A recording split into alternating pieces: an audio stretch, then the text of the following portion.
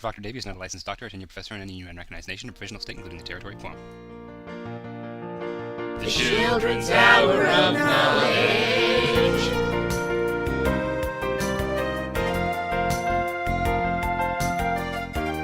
Hey there, and welcome back to the Children's Hour of Knowledge, starring me, Proctor Davy, and my puppet pals. Coming to you live from the Kids-Only Super Genius Treehouse Lab, here in Detroit. With me, as always, is my co-host, Bongo McTweedlepants. Say hi, Bongo. Bongo? Terry? Terry, did Bongo not come into work today? I'm here. Knowledge is half the power. I'm here. Sorry, I'm late. Wow, Bongo, pretty unprofessional. I got us a guest puppet. I had to pick him up from the airport. Why would you need to get a guest puppet? Don't we have a guy for that? You screamed obscenities at his kids and then you fired him, remember? Last week? Last week? Anyway, come on in. I called in a favor from an old college buddy. Okay, kids, you've heard him on the internationally acclaimed kids science show, Dr. Bonker's Educational Fun Time. Let's give a big treehouse of knowledge welcome to... Oh, Christ. Thaddeus von Wiggletrousers! Hello, children. Your smiles are like the sunshine from a unicorn's hug. You went to college with this guy? Sure, we were both on the debate team at Puppet Harvard. Remind me again, where did you attend school, David?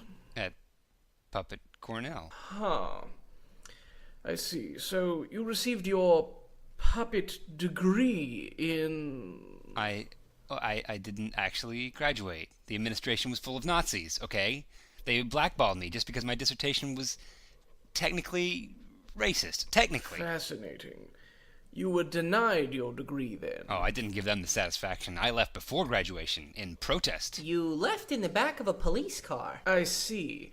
Now, correct me if I'm wrong, but if memory serves, Cornell is the Ivy League school chiefly reserved for pity admissions to the progeny of the cross-eyed and toothless middle class.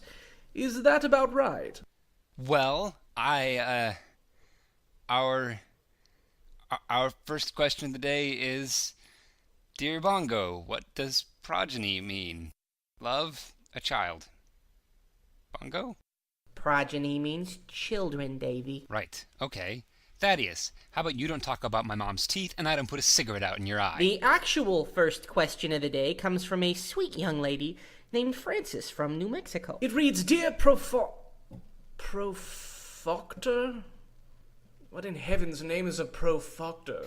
Profoctor is a term with no legal standing created for the exclusive use of the children's hours knowledge. And I read the questions, Thaddeus. May I call you Thad? You may not. Wow, this puppet has more than a guy's hand up his ass, am I right? Haha. Bongo, come on, back me up here. The letter reads, Dear Profoctor Davy, what is string theory? Wow, Francis, what a grown-up question. String theory was created in 1985 by Stephen Hawking when he hit his head in a toilet seat and lost the use of his legs. What? It came to him in a vision, and it's one of the main technological components that makes time travel possible. Is he making a joke? What is this? Thankfully, he was saved from a Morlock attack in the far future by a book in his breast pocket. A copy of the Da Vinci Code. Is this what you were talking about on the ride over, Bongo? This is exactly what I was talking about. Very well, then I'm just gonna pop in here and repair whatever damage I can. My dear Francis, ignore everything that awful man just said. String theory comprises a number of fascinating theoretical frameworks for physics, all of which share something called the holographic principle. Fascinating is right, but string theory is also entirely hypothetical at this point, since none of its predictions can actually be tested, which puts Why, that's not quite true, Bongo. Many of its predictions are falsifiable. In a lab the size of the solar system. Oh, really? Because I heard that they're already conducting experiments on the subject in Large Hadron Collider. Did you just say the Large Hadron? Yes, which raises concerns about the possibility of exposure to Hawking radiation pending a study conducted at CERN in 2007, citation needed. Is that a Palm Pilot, David? No. Yes, it is. I got you that for Christmas. This is my dialysis machine. You're reading that directly from a Wikipedia entry, aren't you? I've never even Wikipedia'd before. Now, I do remember an article on the Large Hadron Collider, to which I contributed, which is being activated later this month as part of the continued search for the Higgs boson condensate. Is that what you meant, David? You know, maybe we should just move on to the second question, okay, guys? No, Bongo. Let him answer. Is that what you meant, David? Bongo, you've heard of the Large Hadron Collider, right? Moving on. Dear Bongo, where do corn chips come from? From Janie in Vacaville. Now that is a question with a surprising amount of depth, Janie. The earliest mass-produced corn chip was cooked up from a recipe discovered by a man named Elmer Doolin in San Antonio, Texas, 1932.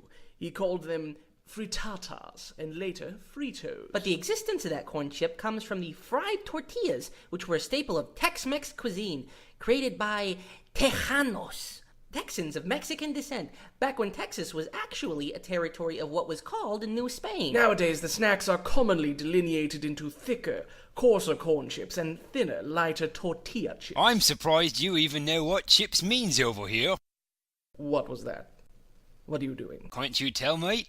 I'm from your side of the pond. Witness, children, the long-term effects of shaken baby syndrome. Come on, Davy, we discussed your doing accents on the show. How about another shrimp on the barbie? What the drooling mongoloid is attempting to say is that the word chips has different meanings in Britain and America. Yeah, it's an interesting fact. There are lots of words that have different meanings. Another interesting fact, kids, Thaddeus is impotent. How dare you, sir? That is completely... Oh, you think it's funny?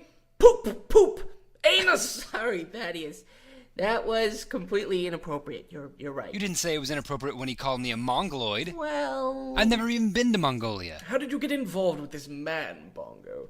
My God, you have your puppet masters in adolescent education. Sure, but there aren't that many jobs out there for you. Is that all? Listen, why not ditch this hack and come back with me to Dr. Bonker's educational fun time? You could use another alphabet puppet. You could do some real good for the children. Well, I mean, that's tempting, but not all the kids can afford satellite radio. Oh, excuse me. You can do some good for the children who will someday amount to anything. Hey! He's kind of right about that part, Bongo. How dare you, both of you! Our listeners have just as much chance of changing the world as anyone else. How dare you assume their value as human beings is somewhat diminished just because of their social class? Shame on you. I'm not coming back until you two figure out something good to apologize to our audience.